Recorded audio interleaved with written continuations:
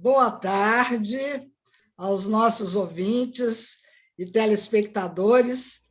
Hoje, um dia, quase um feriado, véspera de um feriado, de 21 de abril, dia de Tiradentes, quer dizer, uma data importante, E nós estamos fazendo esse programa e pensando nesse momento da libertação do país. E essa libertação, na realidade, ela tem uma data que a representa, mas a construção dessa emancipação, dessa liberdade, ela tem que ser feita o tempo todo. Nós não podemos, até hoje, séculos depois, pensar assim, o Brasil já é uma nação livre, porque essa liberdade tem que ser conquistada arduamente a cada passo.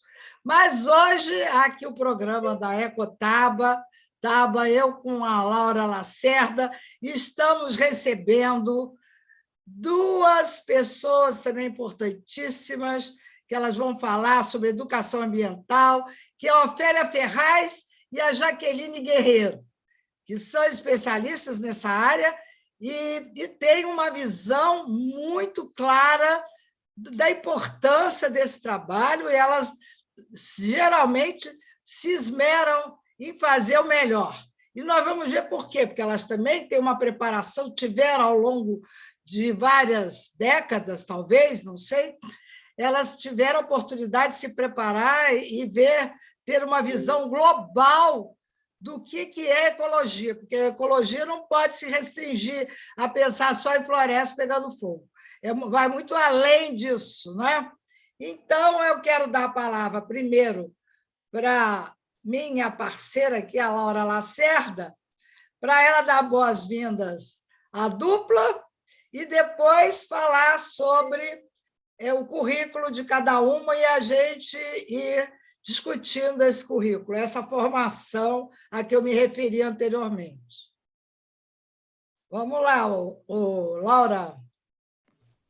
Boa noite, Jaqueline, boa noite, Helena, boa noite, Ofélia, boa noite, todo mundo. É um prazer estar aqui com vocês hoje. E a Ofélia, que é professora e com mestrado em História, formada pela Universidade Salgado, bacharel em Ciências Sociais. Já queria começar apresentando a Ofélia e fazendo uma pergunta.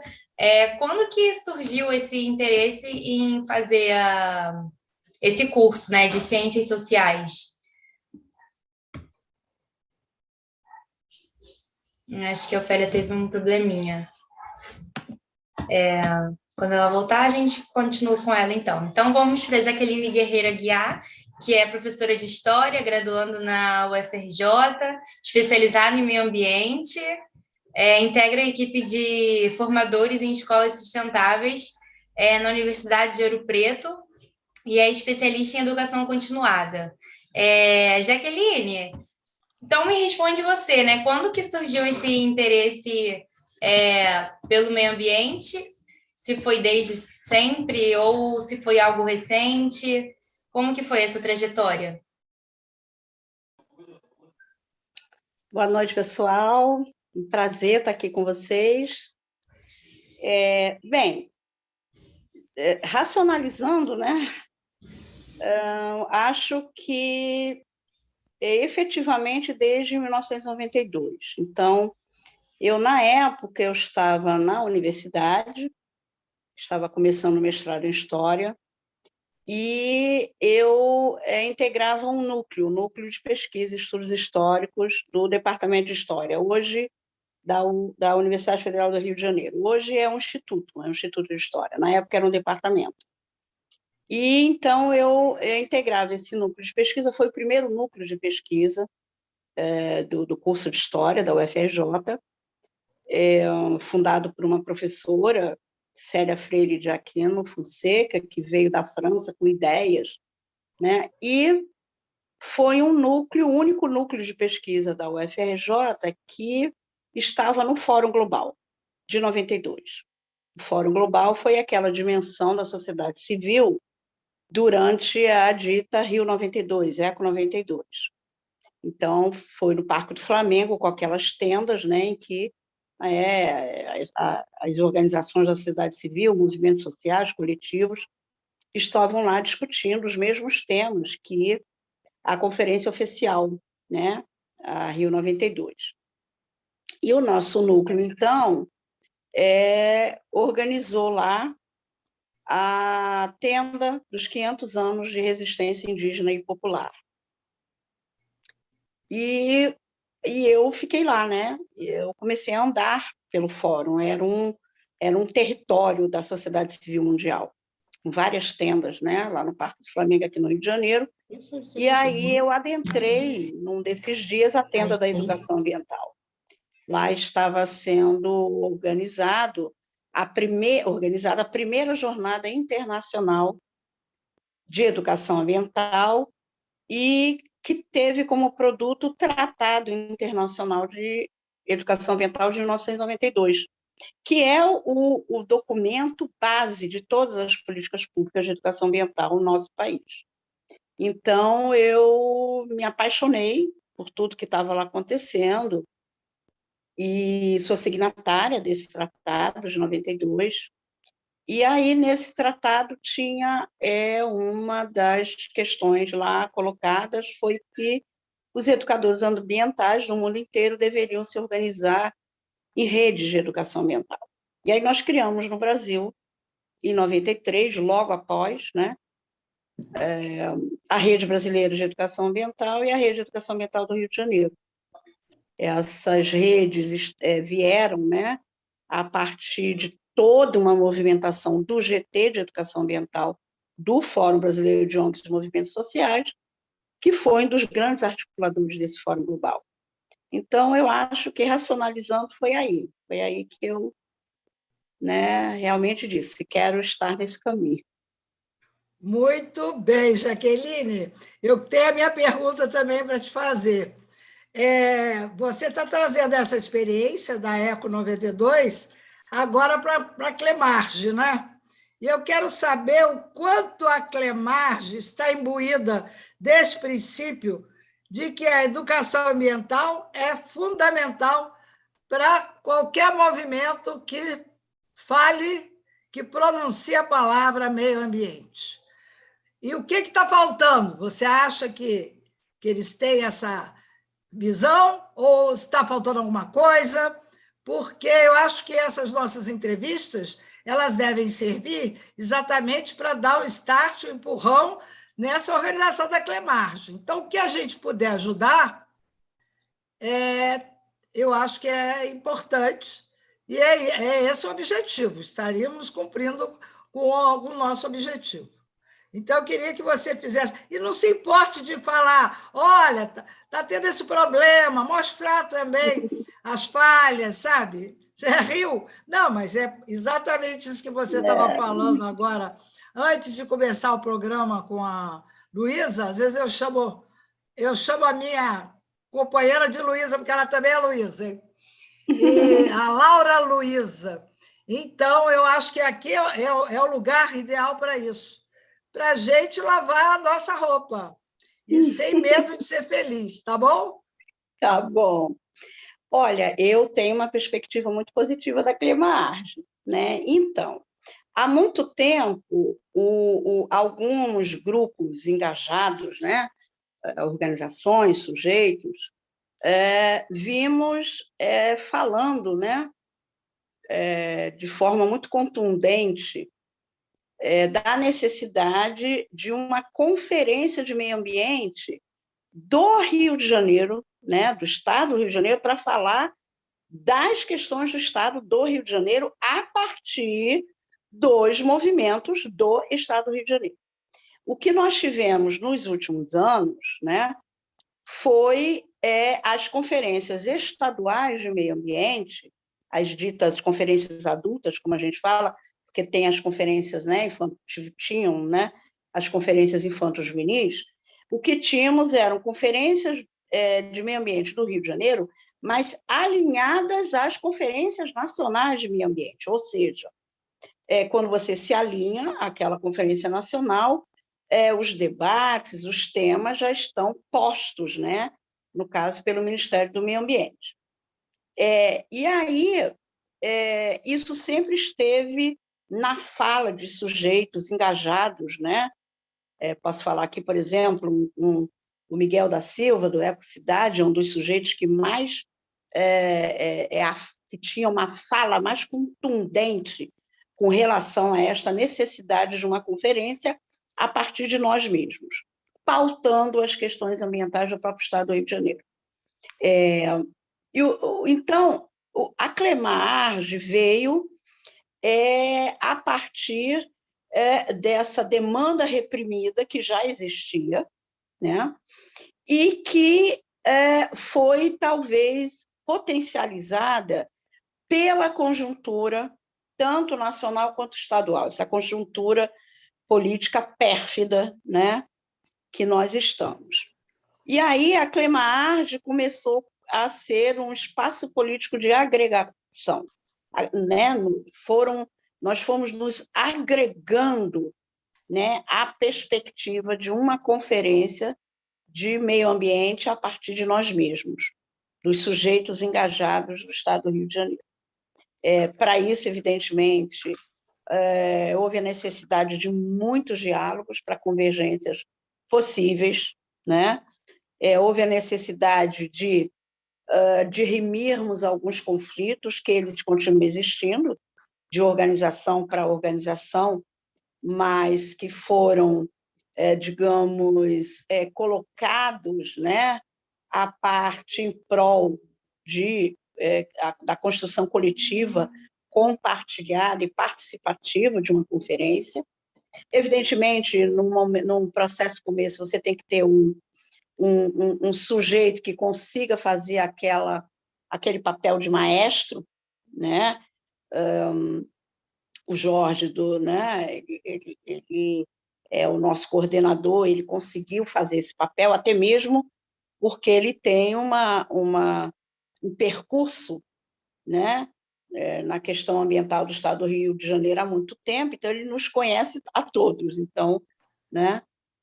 E veio a pandemia, a gente não conseguiu fazer, e agora a gente está se organizando para fazer, mas a gente conseguiu fazer muitas lives, utilizando agora essa perspectiva de encontros virtuais, e isso foi muito importante para a gente exatamente entender o que a gente realmente queria, perceber os caminhos possíveis, as convergências, como eu falei. E aí, nessas reuniões virtuais, nesses diálogos, nessas rodas, educadores ambientais, como eu, né, e outros, colocamos a importância da educação ambiental como eixo transversal. Formamos um grupo, né, focado nisso, na transversalidade da educação ambiental. Então, esses diálogos foram importantes para que outros sujeitos sociais, não educadores ambientais, mas que estavam construindo juntos a conferência, até mesmo entendessem a importância da nossa fala de educadores ambientais, né? A Ofélia está aqui, ela é a coordenadora desse grupo, né, de educação ambiental dentro da Clemarge, e aí a gente vem conseguindo levar, né, nossos anseios, nossas perspectivas, nossos saberes e fazeres para o interior da Clemarge. Então, eu tenho uma perspectiva muito positiva do papel do campo da educação ambiental, daquela educação ambiental engajada nos territórios, no interior da Clemarge. É o que eu poderia dizer para ti. Que ótimo. Então, eu acho que a gente tem que... Hein, ô, Laura, voltar a palavra... Para a Ofélia. Ofélia, então, estava falando aqui quando caiu essa conexão, né? Você é professora, né, com mestrado em História, né? e é formada pela Universidade, né, Salgado de Oliveira, e tem bacharel em Ciências Sociais, né, pela UERJ. Eu queria te fazer a pergunta que eu fiz para a Jaqueline anteriormente, o que culminou, né, fez você querer fazer essas formações, né, que você fez em História, e especialmente em Ciências Sociais? Primeiro, boa noite a todos e todas, né? E boa noite às companheiras aí que estão participando da live, né? Comigo, né? Estou convosco e vocês comigo. Então, a minha formação em humanidades, ela tem muito a ver com a minha criação, né? Uma criação crítica, voltada para a leitura da literatura, tanto nacional quanto estrangeira, e sempre aquele olhar crítico sobre o ser humano, né? Tanto que meu nome foi retirado de uma literatura humanista. Meu pai gostava muito de literatura. Então, dentro dessa formação, eu não poderia ter outra formação que não fosse dentro das ciências humanas. Então, eu fiz bacharelado e licenciatura em ciências sociais, porque tinha tudo a ver, né, com a minha vocação, né, das indagações em relação à questão humana. E, dentro dessa formação, no curso de Ciências Sociais, eu cheguei a puxar matérias voltadas para a educação ambiental, né, com a professora Rosane Prado, e eu acho que foi uma das pioneiras que colocou no nosso curso matérias voltadas para ciências ambientais. Então, eu tive um colega que tinha feito biologia, estava fazendo ciências sociais comigo, e ele foi uma das pessoas junto comigo que fez nessas formações com a professora Rosane Prado, e hoje ele trabalha no ICMBio e é um dos colaboradores da nossa conferência temática de educação ambiental. Um outro colega, que não era de ciências sociais, mas era da biologia, que foi colega de Marquinhos na biologia, e foi meu colega em ciências sociais, quer dizer, Sebastião Fernandes Raulino, que também fez mestrado e doutorado, né, na área de educação ambiental, e o doutorado dele foi em engenharia urbana, essa coisa toda aí. O interessante é que eu trabalhei com o Sebastião na escolaridade básica, que foi em São João de Meriti, e no primeiro dia de nosso trabalho, não foi dia de trabalho, foi no dia que a gente vai para o médico, né, fazer a biometria para ver se está apto a trabalhar. Sebastião me procurou e falou assim, você que vai ser a professora de sociologia? Eu falei, sim. Você quer fazer um trabalho comigo sobre educação ambiental na escola? Eu falei, claro que sim. A gente não tinha nem entrada ainda para trabalhar. E aí a gente desenvolveu um trabalho na escola, em São João de Meriti, na Baixada Fluminense, no CIEP, e aí ele queria que eu desse uma aula sobre o lixo na pré-história. Aí a gente fez um trabalho bacana, depois visitamos Saquarema para mostrar o que seria o lixo na pré-história, porque é o Sambaqui, né, que é um acampamento pré-histórico. Aí a gente fez um trabalho muito bonito. Então, assim, Sebastião foi meu colega de escola, que estudou com Marquinhos, que é o Marcos Gomes, do CMBio, biologia. Depois Marcos estuda comigo em ciências sociais. E o interessante é que Marcos, num dos trabalhos com a professora Rosane Prado, ele desenvolveu uma ideia que me afetou bastante, que era o fato de que as crianças elas viam a natureza de forma bastante distante, porque a natureza era uma coisa tão pródiga que não havia necessidade de se preocupar com ela. Então, a natureza é bela, é bonita, todos concordavam com isso, mas era algo muito distante, não fazia parte da vida delas. Então, isso me deixou bastante abismada e voltada para pensar isso dentro da perspectiva da educação ambiental. Isso me lembra uma aula de antropologia que a gente teve sobre os inuís, que são os esquimós, porque não existe no dialeto deles nenhuma palavra que significasse gelo. Tinha neve de tudo quanto é coisa, né? Neve pesada, neve fina, neve isso, neve aquilo, mas gelo não, porque eles não precisavam pensar no gelo, porque o gelo estava lá, igual é a floresta atlântica para a gente aqui na região, ou qualquer outro tipo de forração em qualquer outro lugar do Brasil, né? Seja ela aberta, como a Caatinga, o Cerrado, ela está lá, ela é pródiga, então a gente não precisa pensar nela. Então, levar essa questão para a educação, né? Qualquer professor pensar nisso, fazer com que o aluno pense que a natureza e nós somos a mesma coisa, que a gente não vive sem ela, que floresta produz água e produz clima, né? Eu acho isso interessante e saiu lá da cabeça de Marcos Gomes, que é do ICMBio, que é um dos nossos colaboradores. E a equidade dessa coisa me traz, de novo, a proposta de Sebastião, que trabalha com justiça ambiental. Então, assim, são dois grandes amigos que estão dentro da Clemargem e faz a gente refletir sobre essas questões o tempo inteiro. Quando eles vão dar palestra, né, eles buscam essa perspectiva e isso fortalece o grupo e a ideia da gente. Por que é importante que Helena traz a questão ambiental, né, dentro da perspectiva da educação ambiental? Se não tem educação ambiental, então não tem nada. Foi o que a Helena me alertou para isso. Por que a gente vai começar pela educação ambiental?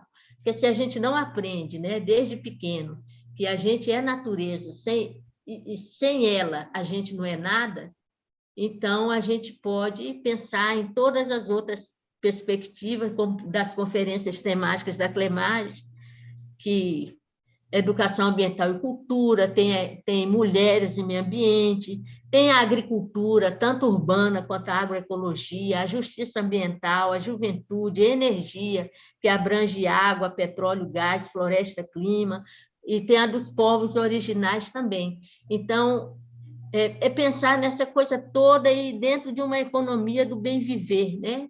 Porque se a gente não pensar que a coisa ela é pródiga, mas ela é esgotável, se a gente tem que começar a pensar nisso.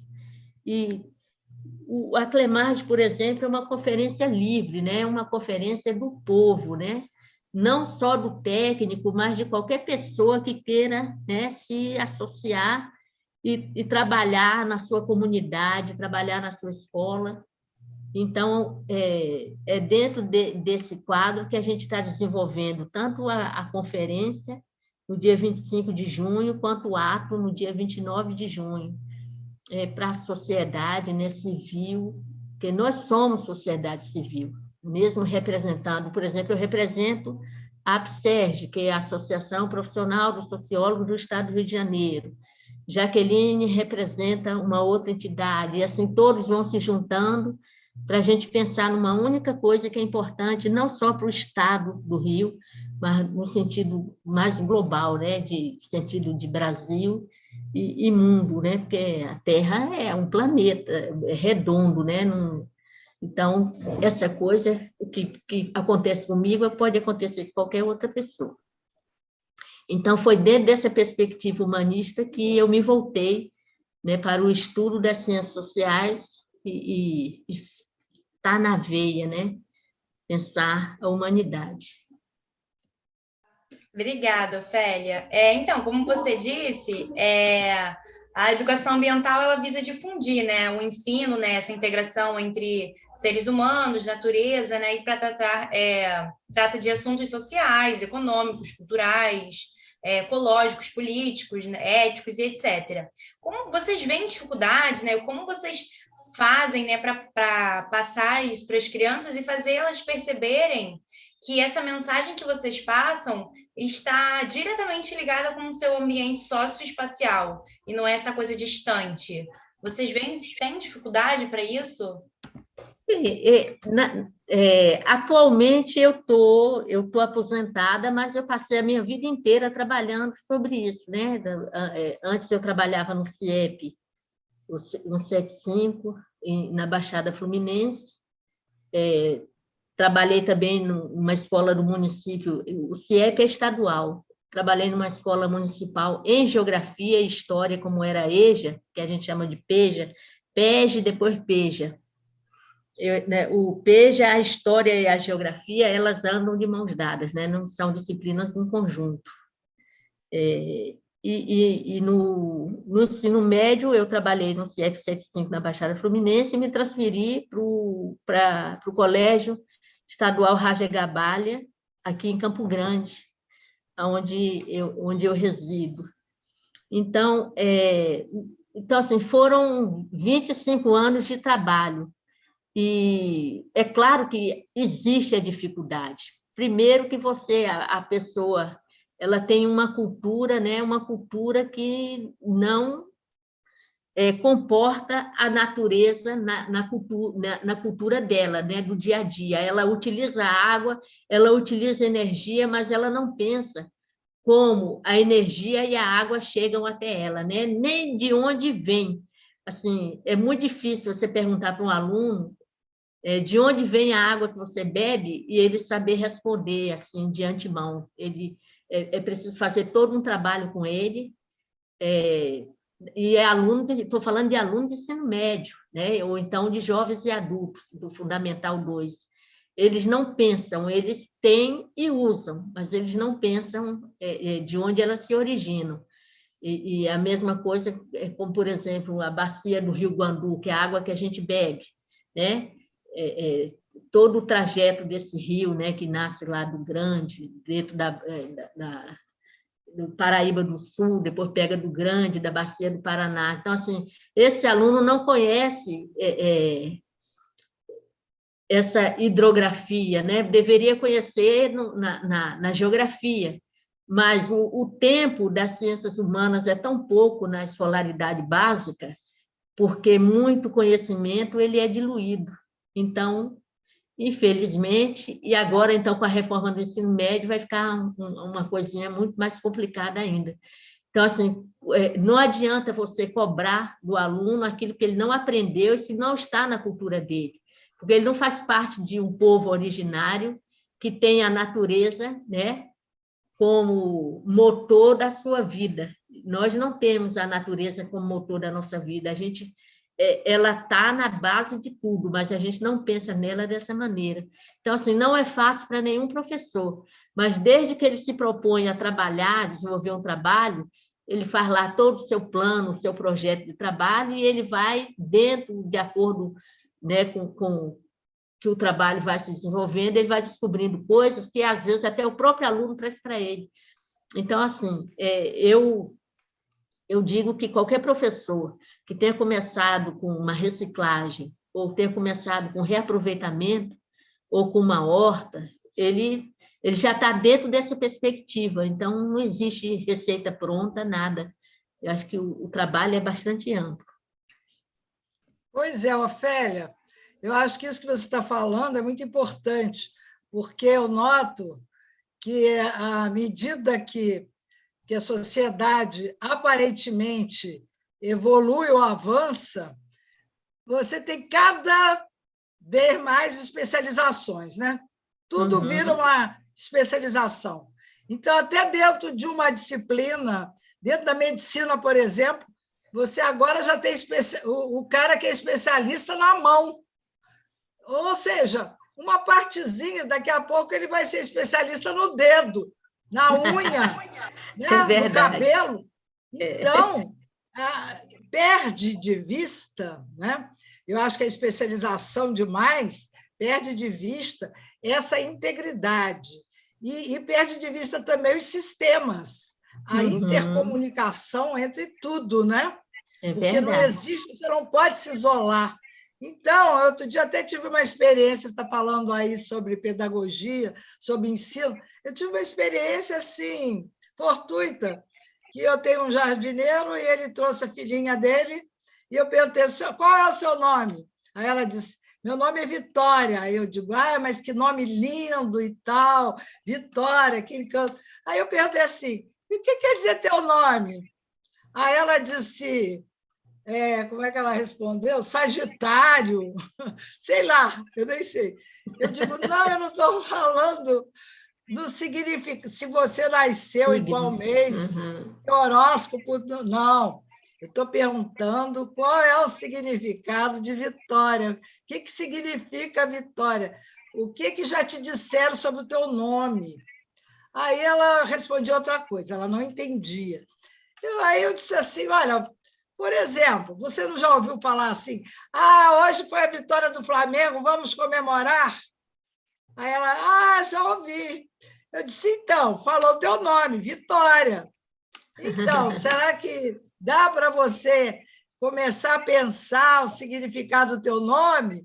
E aí, não quero me estender nessa história, mas aí eu fui contando, evidentemente, eu fui aprofundando o tema e fui falando de uma série de outras coisas a partir do nome dela, Vitória.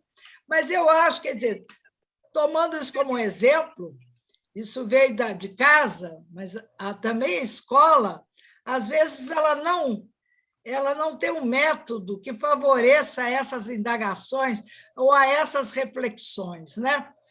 O professor já chega falando do que é, ao invés de perguntar ao aluno e fazer o aluno refletir. Nós estávamos falando sobre a reflexão no início, antes de começar o programa, né, Ofélia? Então, é exatamente por isso. A gente tem que forçar esse pensamento a pensar. Então, a escola tem que ter este motor, tem que ter esse motivo, tem que ter essa forma de provocar, né? Nós temos que ser, nós, professores, temos que ser, antes de mais nada, provocadores. Você concorda comigo? Com certeza, né? Com certeza. Jaqueline, uma vez eu escutei de um jornalista que ele não dava resposta antes de fazer a pregação da notícia, né? A notícia ela não traz para a gente a resposta pronta. E você fica ali aguardando para poder ver, porque fica com curiosidade, né? Mas o que é isso, né? Por exemplo, o bordão da notícia não traz resposta do que ele vai dizer. Então, você está chamando a atenção para uma coisa muito interessante, né? Quando o professor chega com o conteúdo e ele coloca lá o título do conteúdo para o aluno, no título já traz bastante ideia daquilo que ele vai desenvolver, né? Não traz tudo, mas traz bastante ideia.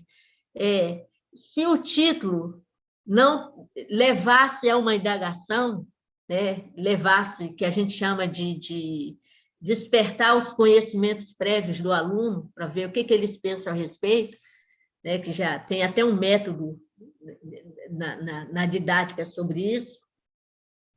Então, você provoca ele a dizer o que ele pensa, para ver se dentro do pensamento dele tem alguma coisa que precisa ser mudada, né? Da concepção que ele tem e outras coisas a acrescentar. Então, assim, a escola já tem vários modelos, né, que a gente chama de métodos didáticos para despertar essa curiosidade no aluno, né? Os professores fazem isso dentro da educação nova, né? O próprio pensamento do Paulo Freire, né? Da escola crítica, da pedagogia crítica, a escola já trabalha com isso há muito tempo, mas a questão toda, Helena, é que nós temos pouquíssimo tempo de carga horária em determinadas disciplinas que poderiam desenvolver as transversalidades que Jaqueline estava dizendo aí há pouco. Nos parâmetros curriculares nacionais, né? Tem todas as transversalidades, se vai de cultura, ética, educação ambiental, né? Tem todas. E os professores, eles colocam essas transversalidades nas matérias, no conteúdo de suas matérias. Tem professor que gosta bastante de educação ambiental, ele traz a educação ambiental como transversalidade, né? Isso não é somente das ciências humanas, né? É também das ciências da natureza, principalmente das ciências da natureza, e até da própria matemática. A matemática também é capaz de trabalhar com isso. Então, assim, a gente não pode imputar culpa nem no método e nem na prática em sala de aula, mas é porque o sistema, né, e a vida corrida, né, como, por exemplo, um professor que tem uma carga horária de 16 horas numa escola, e aí ele sai para ter uma outra carga horária de 16 horas numa outra escola. A vida dele é muito corrida, porque ele tem que se deslocar de uma escola para outra. Ele não está o tempo todo na mesma escola. Agora, se ele já tem uma carga horária de 30 tempos ou de 40 numa mesma escola, o trabalho dele vai ser diferenciado. E fora outras questões também que a gente chama de estruturais, né? que é salário baixo, não é incentivado uma educação continuada para profissionais da educação da escolaridade Aquele básica. trabalho não pode ser só daquele professor, né? Tem que engajar a comunidade escolar como um todo, né? Para que tenha continuidade, né? Inteira, pois é.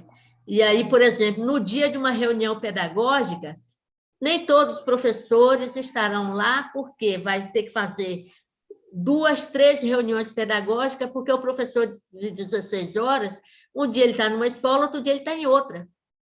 Ele tem essa dinâmica. Se ele tem uma carga horária maior de 40 horas, ele vai estar mais tempo naquela escola e, certamente, o trabalho vai render melhor naquela escola. O ideal é que o trabalho dele sempre renda melhor em todas as escolas, mas se ele tem uma carga horária numa escola, vai render melhor.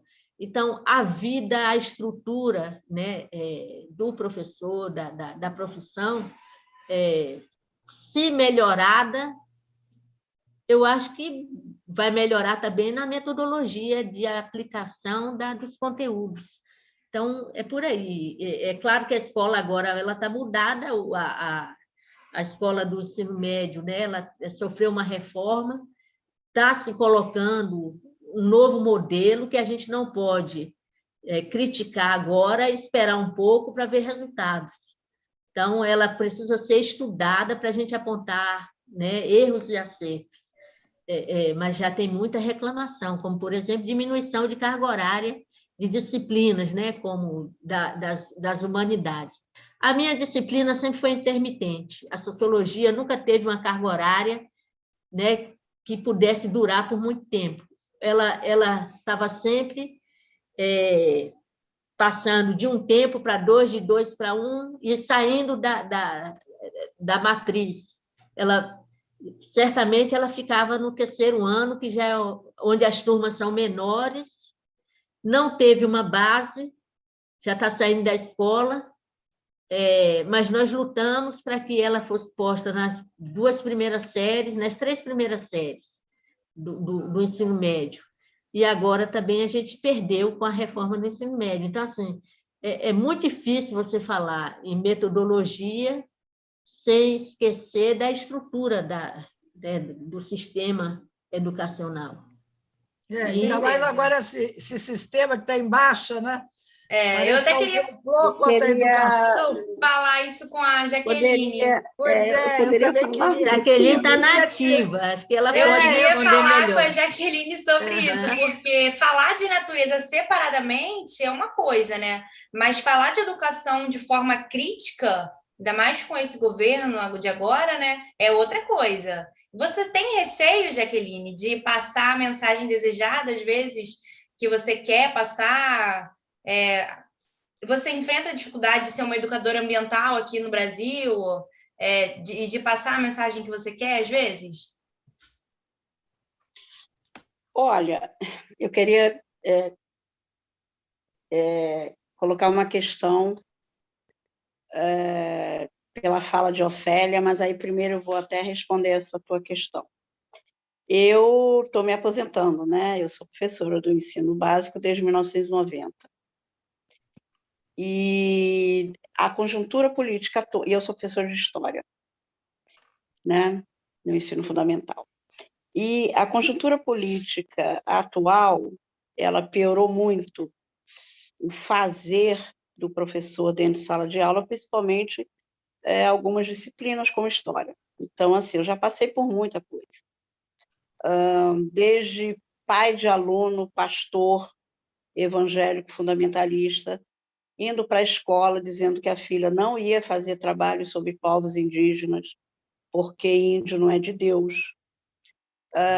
Eu já peguei aluna, mãe de aluna também, fundamentalista cristã, dessa vez católica, dizendo que a filha não ia participar do trabalho em grupo, porque ela ia ter que falar sobre cultura de povos africanos, e eles não são de Deus.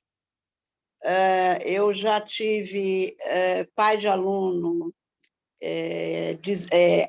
aos berros, né? Comigo e a coordenadora, dizendo que eu não era uma pessoa democrática, porque eu só estava dando, no 6º ano, para a filha dele, a teoria evolucionista. E esse, então, 6º ano é terrível, quando você vai falar do evolucionismo, né? Uma das últimas vezes que isso aconteceu, eu mudei até o meu discurso. É uma das histórias que a gente tem como professora, né, Ofélia? E de tanto ser chamado para discutir com o pai de aluno essa questão, naquela vez eu falei, não, o senhor tem razão, muito obrigado, olha como a gente aprende, né? O diálogo aqui, professor-aluno, e o senhor tem razão, e eu vou, na próxima aula da sua filha, eu vou falar, né, não apenas do evolucionismo. Ele ficou muito contente, muito contente. Quando ele ficou muito contente, eu falei, eu vou dar várias hipóteses. Aí comecei a falar, vou dar a hipótese dos índios Hopi, vou dar a hipótese da religião tal, tal, inclusive a hipótese dos deuses astronautas, porque é tudo hipótese. É isso que o senhor está querendo, não é isso? Que eu seja democrática e apresente várias hipóteses. Então, vou apresentar a hipótese cristã, vou apresentar a hipótese tal, tal, tal, tal. Surtou! Também até os deuses astronautas, que é uma hipótese do surgimento do homem. E aí ele não teve o que falar. E eu coloquei lá uma tabelinha no caderninho, todo mundo teve que copiar. Então, assim, só que nessa conjuntura atual a coisa piorou muito, porque não são só os pais agora que nos procuram, principalmente pessoas de história, e não precisa nem ser, entre aspas, de esquerda, né? Qualquer professor de história hoje, né, ele pode ser acusado, né, enfim, de qualquer coisa. São os próprios alunos dentro de sala de aula, né? Antes da pandemia, eu estava exatamente falando sobre a cultura dos índios Tupi-Guarani, né, aqui do Rio de Janeiro, no 6º ano, porque é lei, né? É lei, a gente tem que falar, né? Agora é lei. E o menino se levantou e começou a cantar um louvor evangélico. E quando ele terminou, quando eu consegui fazer com que ele terminasse a cantoria, ele disse que foi o pastor que mandou ele fazer isso, porque eu estava falando de índio. Então, assim, hoje está muito pior. Está muito pior, porque quando você tem um governo em que o presidente fala tudo o que ele fala, né? Todos os ratos saem do esgoto, aqueles que estavam escondidinhos nos esgotos, né? Então, racismo, homofobia, misoginia, tudo que estava um pouco represado nas escolas estão aparecendo de uma forma muito complicada. Mas eu queria, assim, falar um pouco em cima da reflexão, voltando aqui à reflexão, né, de Ofélia, com relação à estrutura que nós temos nas escolas. Não vou repetir tudo que ela colocou, e tem vários outros indicadores, mas eu queria colocar uma questão. Duas questões. Primeiro, nós sempre tivemos professores, educadores ambientais, professores que são educadores ambientais, nós sempre tivemos uma demanda de termos diretrizes curriculares para a educação ambiental. E nós agora temos, né? Nós temos, desde 2012, as diretrizes nacionais curriculares para a educação ambiental. A pergunta que a gente tem que se fazer e aí a Ofélia citou esse ponto, é a questão da formação continuada dos professores em exercício para conhecerem essas diretrizes, né? Não apenas elas, mas as políticas estruturantes de educação ambiental, mas, especificamente, as diretrizes curriculares. Em 2017, nós tivemos todo um processo participativo de revisão do Programa Nacional de Educação Ambiental. Foi um processo efetivamente participativo. Então, naquele momento do processo, aqui no Rio de Janeiro, a Rede de Educação Ambiental do Rio de Janeiro, nós fizemos um pequeno levantamento. Nós fomos a todas as 92 secretarias de educação do município, do estado, né? São 92 municípios, e fizemos apenas uma indagação. Vejam, em 2017, 5 anos depois, né, de promulgada as diretrizes curriculares nacionais. E nós perguntamos, a sua secretaria organizou nesses 5 anos algum processo formativo para os professores em exercício conhecerem as diretrizes curriculares? A resposta foi 0%. A gente está querendo refazer essa pesquisa agora, né, à luz do 10º Fórum Brasileiro de Educação Ambiental, que deve acontecer esse ano, ou talvez no outro, enfim. Mas, assim, vejam só, em 5 anos depois de nós termos as diretrizes nacionais, as diretrizes curriculares nacionais de educação ambiental, nenhuma Secretaria de Educação do Estado do Rio de Janeiro, dos 92 municípios, tinham feito qualquer tipo de ação que pudesse ser considerada uma ação formativa para que os seus professores conhecessem. Então, a gente tem um longo caminho aí pela frente. A segunda questão que eu gostaria de colocar, também dialogando aí com as reflexões de Ofélia, é também o seguinte: mesmo assim, as escolas fazem muita coisa, né? Muita coisa. Há uma dificuldade nos relatos e na busca por guardar esses relatos e essas memórias, né? Mas as escolas fazem muitas coisas, sim, e nós temos muitos pesquisadores hoje que se debruçam, né?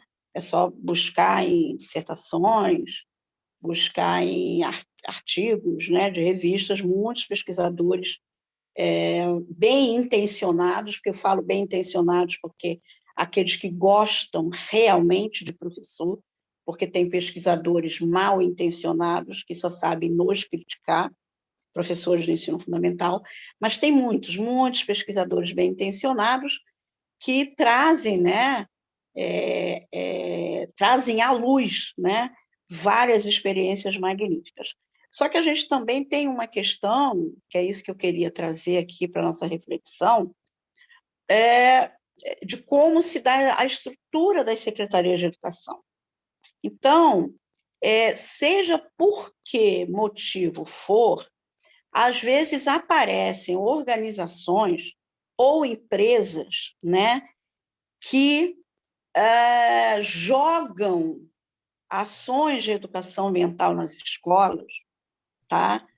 Se for empresa, é por conta de responsabilidade socioambiental, por conta de algum termo de ajuste de conduta que tem que fazer lá com a Secretaria de Meio Ambiente, seja o que for, ou organizações da sociedade civil que organizam lá algum projeto, estruturam um projeto e apresentam para as secretarias de educação para tocar esse projeto nas escolas. E a maioria, né, são projetos que não dialogam com os saberes e fazeres da escola, né? Às vezes, você tem escolas que já fazem, sim, O problema de continuidade existe, o problema do tempo do professor existe, vários indicadores, né, dos problemas que prejudicam a continuidade de projetos de educação ambiental nas escolas, ou de inserção da dimensão ambiental nas próprias matrizes curriculares das disciplinas. A Ofélia citou alguns. Mas, mesmo assim, a gente continua a fazer as coisas, e às vezes coisas bacanas, né? Mas, às vezes, as secretarias de educação, por gestores, não têm uma percepção, ou não têm o conhecimento, ou não querem ter esse conhecimento, então começam a assinar protocolos, assinar projetos de outras organizações que chegam na escola e não dialogam com o que já se tem na escola. E o que é pior é que você fica ouvindo pessoas que não são educadoras ambientais. Olha que projeto magnífico! E você fica, não é. Ah, mas como assim não é? Não é, porque não dialoga, não começou dialogando fazendo uma sistematização efetiva dos saberes, dos fazeres das escolas, né? As conferências infanto-juvenis de meio ambiente, já tivemos 5, né? Elas têm lá, né, uma riqueza, né, monumental da quantidade de projetos, né, na dimensão ambiental que as escolas fazem. E, por fim, uma questão que fica gritando, né, Ofélia? A gente já teve um dos nossos encontros, que a gente está sempre junta, foi feita uma reflexão sobre isso, né? E, por fim, há uma mudança muito, talvez, não perceptível de forma tão clara com relação ao que alguns educadores ambientais, especialistas, mestres e até doutores, né? Há uma mudança na fala de vários desses sujeitos com relação à educação ambiental nas escolas ser uma disciplina específica. Isso mata a educação ambiental e isso não vem ao encontro das políticas estruturantes de educação ambiental. E não vem ao encontro dos grandes tratados de educação ambiental, né? Porque a educação ambiental ela tem que ser transversal. E aí, a pergunta que a gente está se fazendo é: por que essa mudança de atitude com relação à educação ambiental agora ser uma disciplina? Porque antes você ouvia tantos gritos, não pode ser, como esse que agora eu fiz, e agora vários se calam. Porque a gente agora temos no mercado muitos jovens formados em educação ambiental, especialistas, mestres e até doutores, desempregados. E aí, qual o locus para alocar esses jovens às escolas, com disciplinas de educação ambiental? A questão é, muitos desses só estudaram educação ambiental.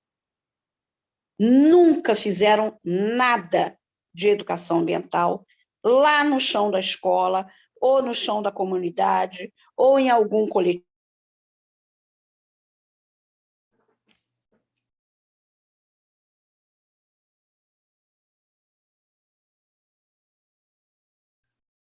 Cris, está me ouvindo? A conexão dela congelou. Que foi a Jaqueline congelou. Olha só, Cris, eu queria que você aproveitasse agora esse momento aí de intervalo e trouxesse aqueles vídeos que é exatamente da Jaqueline, que ela mostra o trabalho dela, essa praxis que ela estava se referindo. Porque, evidentemente, que um professor que não tem a praxis está ruim, né? Peraí. Helena, enquanto o Cris vai colocando aí, eu queria acrescentar, dentro da fala da minha colega Jaqueline, que uma coisa que deve muito na escola é criar um portfólio de trabalho desses professores, porque não fica registrado na escola o trabalho que um determinado ou outro professor fez. E esses trabalhos serviriam, né, para outros professores no futuro reaproveitar ou dar continuidade. Por exemplo, eu desenvolvi um projeto na Escola Raja Gabalha que durou 10 anos, né, que era um fórum, né, de sociologia, e, graças a Deus, nessa escola, o fórum continua, né? Tem um professor de filosofia e de sociologia que está dando continuidade ao trabalho, mas outras escolas, muitos trabalhos se perdem, porque não criam um portfólio na sala de leitura ou no arquivo, né? Claro, claro. Quando o Ficar como um professor vai banco de embora, dados. leva aquilo ali, né? Nem às vezes por maldade, né? Que ele vai embora, a escola também. E isso é muito presente em todos os âmbitos acadêmicos. Aqui na faculdade mesmo, né? Na Rural, onde eu estudo, sempre tem um aluno falando, ou um professor, ou na época do professor fulano tinha tal coisa, mas ele foi embora e acabou. Sabe? Quando o professor está ali, desenvolve aquilo ali na graduação, no mestrado e tal, e depois ele passa aquilo ali, quando o professor vai embora, é o projeto que ele começou e foi incrível e tal, conhecimento muito bom, o professor foi embora e o projeto foi junto. E fazendo isso que você falou do portfólio, né, seria muito bom, né, para ter essa continuidade. Essa memória, né? Essa memória. Voltou. Gente, eu comecei a falar e viu, aí me tiraram. Olha só, ô Cris, pode entrar aí com os vídeos? Aliás, as fotos. Fotos. Fotos do trabalho dela no colégio? Isso. Tá, peraí. Olha aí, Jaqueline, ela vai mostrar aí as fotos que você me mandou, e aí você faz um comentário sobre esse trabalho.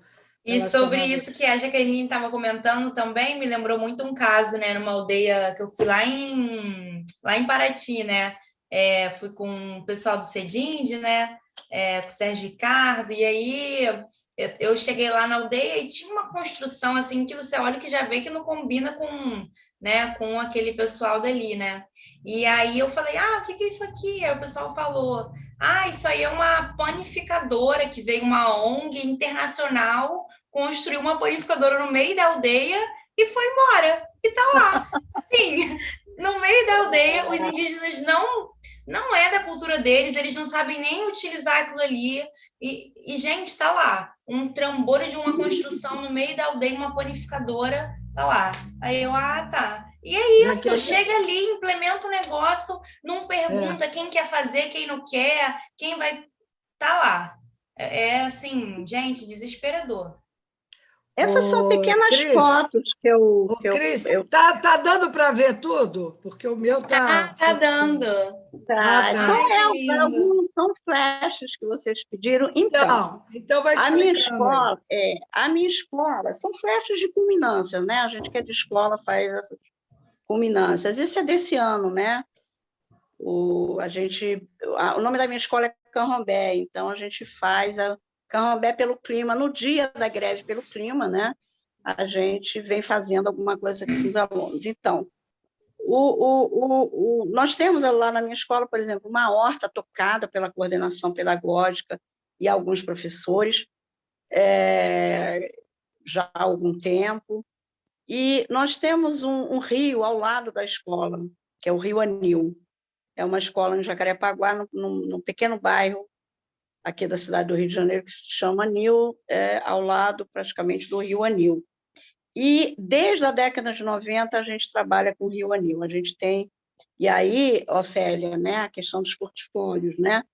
A gente tem um acervo fotográfico desde a década de 90 do Rio Anil, né, que é esse trabalho da escola. Por exemplo, nós temos um levantamento fotográfico feito em novembro de 95, por exemplo, e uma das grandes enchentes Só um aqui instantinho, de esse rapaz aqui é o professora, como é que é? Não, é Explica o que ele está funcionário. fazendo. É o que o funcionário também entra no projeto do Candomblé pelo Clima, né? Os funcionários também entram, apoiam a horta, apoiam qualquer atividade, né? Quer dizer, E esse é os o alunos, projeto. eles ficam Sim, animados aí em participar? ficam. E não é só projetos de educação ambiental, vários projetos na minha escola, de arte, de cultura, da sala de leitura, é uma escola bem atuante nesse sentido, né? Mas, então, continuando, teve, em fevereiro de 96, grandes enchentes aqui na região de Jacarepaguá. E aí a gente também, quando foi em novembro de 96, a gente fez um levantamento fotográfico muito interessante para mostrar o que era a região em novembro de 95, que a gente tinha tirado fotos, e em novembro de 96, após as grandes enchentes. E aí, por conta disso, a gente foi convidado até para apresentar, né, isso em vários lugares. Pois bem, então essa questão do Rio Anil para a gente é muito importante. E aí veio a conferência a quinta conferência Infanto Juvenil de Meio Ambiente. Nós já tínhamos participado, né, de outras versões, mas essa foi sobre o tema água, especificamente. A quinta conferência Infanto Juvenil de Meio Ambiente foi sobre o tema água. E aí aquele banner que vocês viram foi exatamente o projeto, né, produto de todo o processo da conferência. Mas outras escolas também têm, né? Outras escolas, aí, por exemplo, na perspectiva da água, a terceira conferência infanto-juvenil de meio ambiente teve 4 temas. Um foi a água e a quinta foi só sobre a água. Então, especificamente sobre esse tema, você tem muitas escolas no Rio de Janeiro, né, com projetos que ainda continuam, né, com muitas dificuldades, né, como o da minha escola, projetos relacionados a esse tema, água, e alguns relacionados à questão dos rios no entorno das escolas, né? Então, quando eu digo que às vezes tem projetos que jogam, né, jogam assim dentro da escola, por exemplo, né, sobre água, mas que não dialogam com toda essa riqueza, né, que as escolas já têm a partir dos seus saberes e fazeres, para mim são projetos que não têm pertinência nenhuma, porque até mesmo, né, e a Ofélia falou do Paulo Freire, né, até mesmo para uma organização querer adentrar uma escola com algum projeto, que legal, né? Poxa, vem para cá para contribuir. Mas, até mesmo na minha perspectiva, o projeto não podia nem estar pronta a sua metodologia. Ela primeiro deveria adentrar as escolas, fazer um diálogo com as escolas, fazer sistematização de saberes e experiências com os professores daquelas escolas, para aí sim, após essa colheita, escrever uma metodologia que abarque, que dialogue, que fortaleça o que a escola já tem. Mas não é isso que acontece, né? Organizações e empresas escrevem lá nos seus escritórios uma metodologia e derramam essa metodologia na escola, que pode ser pontualmente interessante. Ah, legal e tal, faz uma coisa legal, mas não tem continuidade porque não tem raiz no chão da escola. Escuta só, Jaqueline, eu queria que você fizesse agora fizesse um link com a Clemarge e nos dissesse como você está vendo a organização, ou seja, uma avaliação também do trabalho, e o que, então, que vocês vão levar para essa conferência. Em continuidade com o que eu já tinha falado anteriormente, eu acho que a Clemarge seria um espaço bastante interessante para exatamente aí no caso específico das escolas, as escolas mostrarem esses seus trabalhos, né? Nós conseguimos, a Clemage vai fazer um ato público, como, né, vocês sabem, né, na Praça 15. Nós conseguimos apoio para que a nossa escola tivesse uma tenda, né, para apresentar exatamente esse nosso projeto, que estava lá, né, nesses banners que vocês mostraram, que é o Observatório Escolar do Rio Anil, mas a nossa perspectiva é de convidar escolas do território para levarem também seus trabalhos para essa tenda.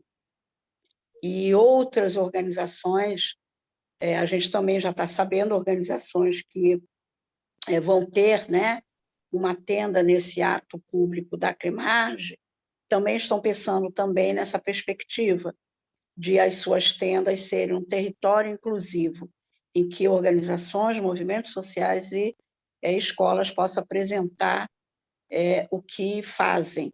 Então, respondendo de forma bem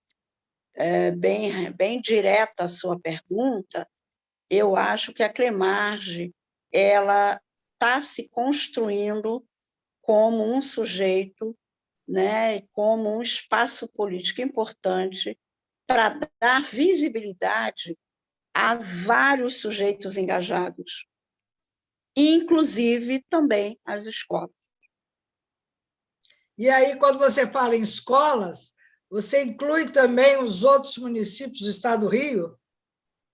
Sim, assim, eu estou falando muito da minha perspectiva do meu território, né, cidade do Rio de Janeiro, mas as tendas nesse ato público, né, elas, pela listagem que a gente já viu, elas vão ser de várias organizações que estão espalhadas, né, pelo território do estado do Rio de Janeiro. Você tem organizações que pediram tenda que são da Baixada Fluminense, enfim, de várias regiões. Então, fica um convite, né, a que essas tendas também sejam, nestas tendas sejam possíveis, né? Seja possível a inclusão de algumas escolas apresentando seus trabalhos. Acho que vai ser um impacto bastante positivo da Clemage. Agora, eu queria também pedir, né, para que Luísa... Oi, Entendeu? Helena. Aí, olha, o que você ainda quer perguntar para as professoras aí? Entendeu? Porque o nosso programa já tem mais... chegando ao fim, né? Helena, antes que Luísa pergunte, eu queria só dizer que eu não trouxe imagens, mas eu coloquei aqui no chat o título da página onde a gente registrou todos os trabalhos da 10ª Semana de Sociologia do Raja. Ela é uma página do Facebook. Então, ali, se vocês quiserem acessar para pegar foto, alguma coisa, né? Sobre a gente pode todo reproduzir o material? Pode sim. No nosso site, então, no nosso Face? Claro que pode. Fica à vontade. Então, a gente reproduz, porque eu então, acho que esse aí foi o portfólio que eu consegui tirar. Esse material tem que ser trabalhado, né? Isso. Não é? Tem que... Trabalhamos com povos originários, foi muito bacana. Então, fiquem à vontade de pegar as imagens e inclusive, até vai dar força lá para os índios lá da aldeia Maracanã, para dar visibilidade. Ótimo. É muito bacana. Tá ótimo, pode deixar. A minha pergunta final é uma coisa assim mais geral. Eu queria saber de vocês, o que vocês esperam como educadoras ambientais daqui para diante, assim, como que vocês acham que vai ser esse panorama? Se vai melhorar, se vai continuar meio que na mesma? O que vocês acham de uma visão geral, assim? A Jaqueline. Ah, cara da Jaqueline. Você, a Jaqueline ou Ofélia? Estou muito curiosa. Eu vou responder, depois eu deixo para a Jaqueline completar, né? Eu penso que depende do panorama político que o Brasil vai tomar depois das eleições. Se o Brasil tomar um panorama político que respeite a natureza, né? Que respeite os povos originários, que respeite a agroecologia, né? Porque a gente está comendo aí comida com veneno. Então, assim, se esse panorama político, né, for revertido para que haja respeito à sociedade, respeite o pobre, respeite as minorias sociais, né? E a pluralidade de indivíduos. Se houver respeito nessa política, eu acho que a perspectiva é boa. Mas se a gente não mudar o cenário atual, eu penso que, por exemplo, a nossa geração que já passou, né, por várias fases na política nacional, ter que sofrer mais esse outro golpe é muito difícil mesmo. A gente está aí numa corda bamba, como diz Nietzsche, né? Nós estamos aí no niilismo danado, no buraco que tem que ser humano, demasiadamente humano, para sentir essas coisas todas. E está aí, ó, foi resgatado aí, ó, um portfólio, né, um folder da 10ª Semana de Sociologia de 2018, que a gente estava trabalhando aí com Roquete Pinto. Aí tem a figura do indígena, né, ele abraçado com as crianças, né, as crianças indígenas, né, um grande intelectual, né, da época, né, da década de 20, que inaugurou a Rádio Nacional e doou com o dinheiro dele próprio essa rádio para o governo. E aí a gente desenvolveu vários trabalhos, inclusive com uma feira interdisciplinar, né? Depois aí vocês olhem as fotos todas da escola, que tem muita coisa bacana mesmo. Aí o Manuel Bonfim, né? Já é uma outra feira de outro ano, né? com o grande educador Manuel Bonfim, que também tem uma temática indígena, né? No legado intelectual dele.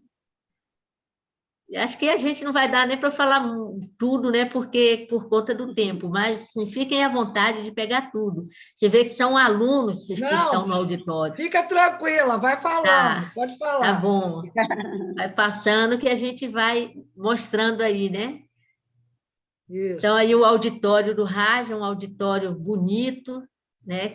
Uma escola estadual. Volta lá para aquela que tem a aldeia Maracanã, dentro da escola. Inclusive, os índios dormiram na escola no dia da aldeia Maracanã.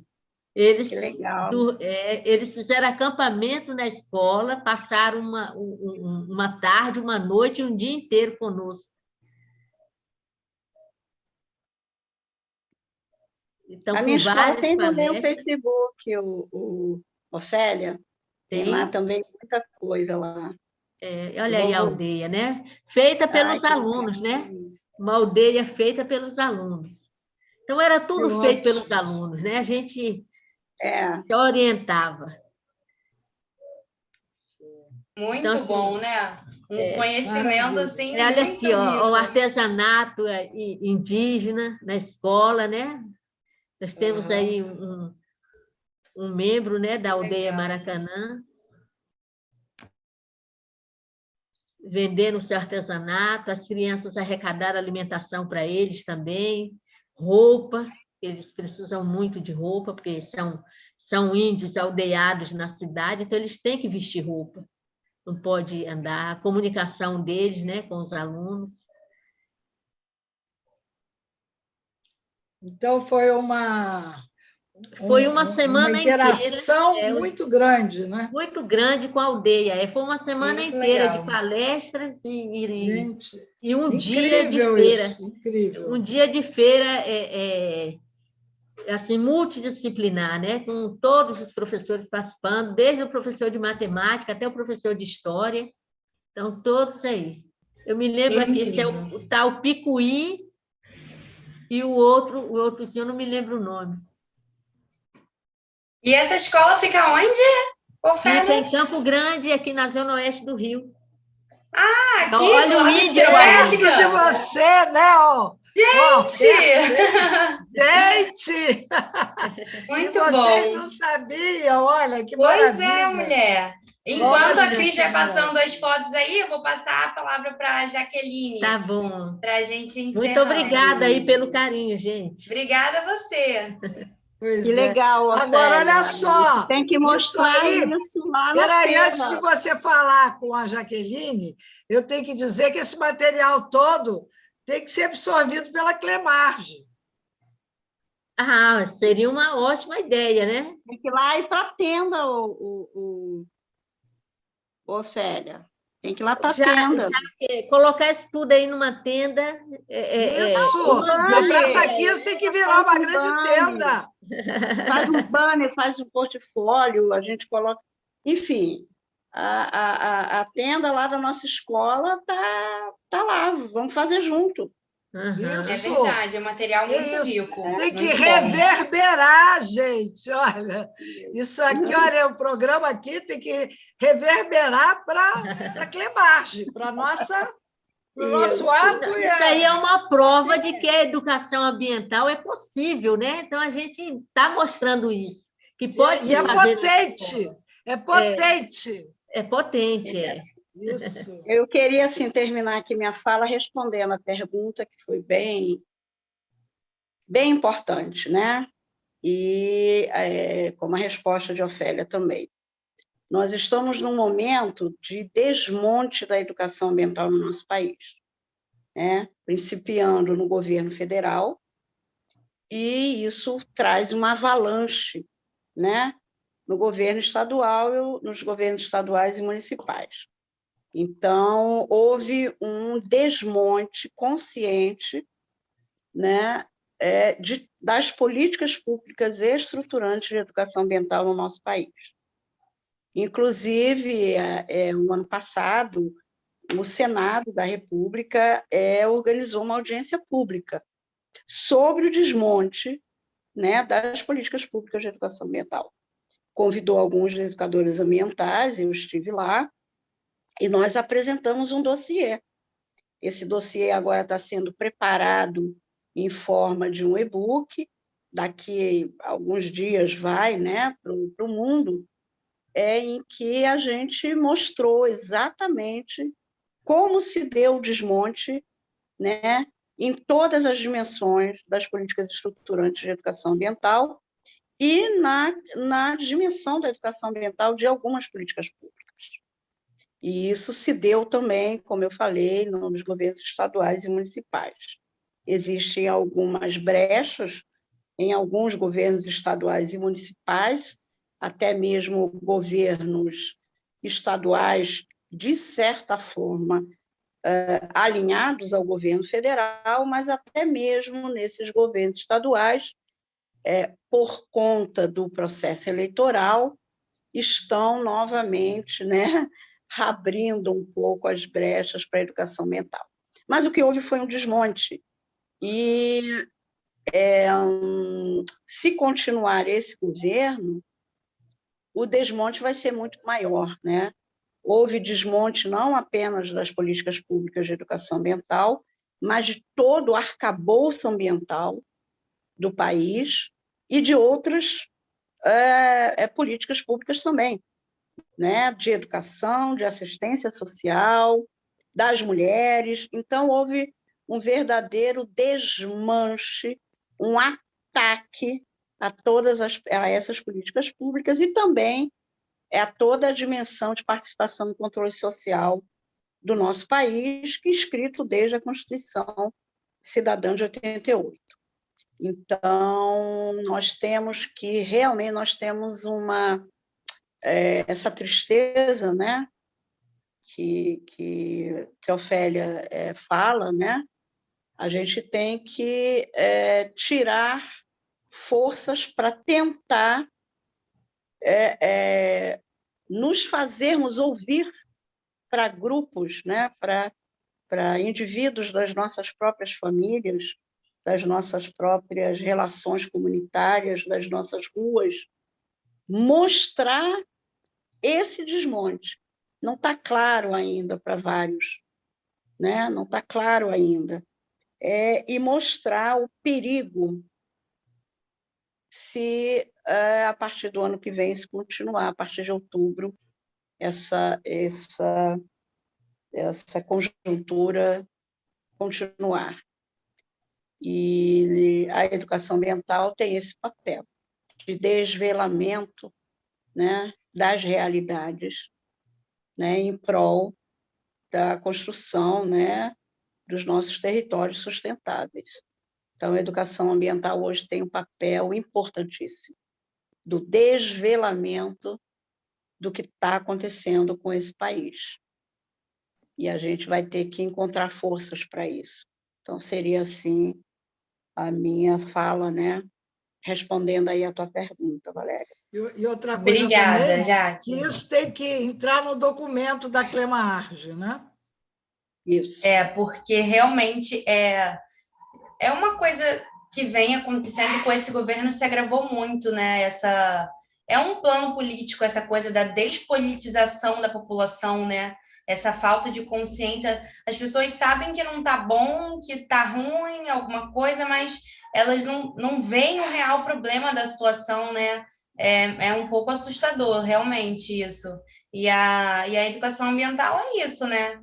É realmente para mostrar, né? Igual você falou, tem esse papel não só de falar da natureza, mas dos aspectos, né, sociais, políticos, econômicos que caminham tudo junto, né? Então é isso, a gente está terminando o nosso programa, né, Helena? Isso. E eu queria agradecer muito a Jaqueline, a Ofélia, acho que ela teve um probleminha agora, caiu agora, mas eu queria agradecer muito a presença de vocês, foi muito enriquecedor essa nossa conversa. Muito obrigada. Eu que agradeço. Estar também do lado da Ofélia, colega aí da Clemarge nesses 3 anos, também é uma honra para mim. Então, assim, um beijo para vocês duas, guerreiras também, né?